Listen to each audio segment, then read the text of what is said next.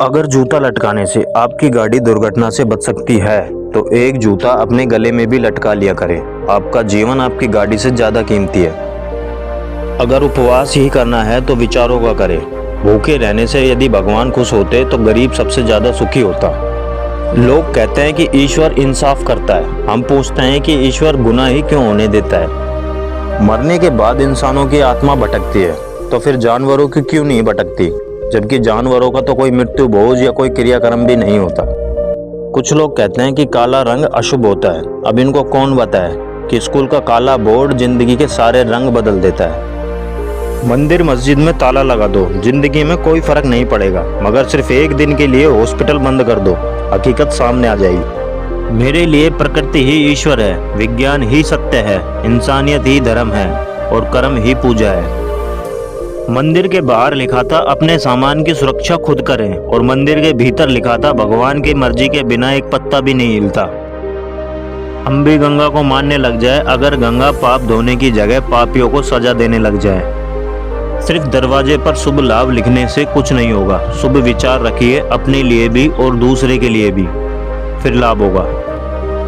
देवी देवताओं को घर में रखने के बाद भी भरोसा सिर्फ ताले पर किया जाता है।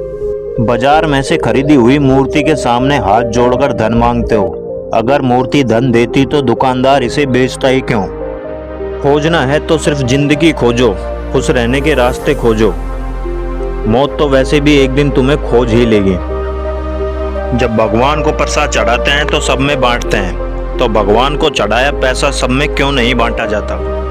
जो लोग कहते हैं कि सब कुछ पहले से ही तय है, कुछ भी नहीं बदला जा सकता, वे भी सड़क पार करते समय दोनों तरफ देखते हैं। कथा सुनाने के 10 लाख फीस लेने वाला कहता है कि सब मोह माया छोड़कर ईश्वर में ध्यान लगाओ, लेकिन खुद का ध्यान 10 लाख पर टिका है।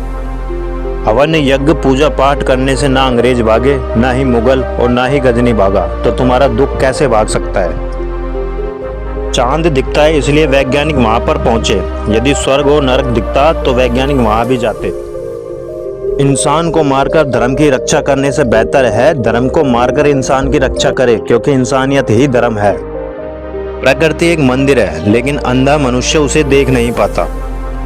मैं लिखता हूँ अंधविश्वास के खिलाफ, लेकिन लोग मुझे भगवान के खिलाफ मान लेते हैं। इसका अर्थ हुआ कि अंधविश्वास ही भगवान है। खुश रहना एक कला है और इसे सीखा जा सकता है। अगर आप जीवन से कुछ चाहते हो तो उसे पहले खुद में पैदा करना होगा।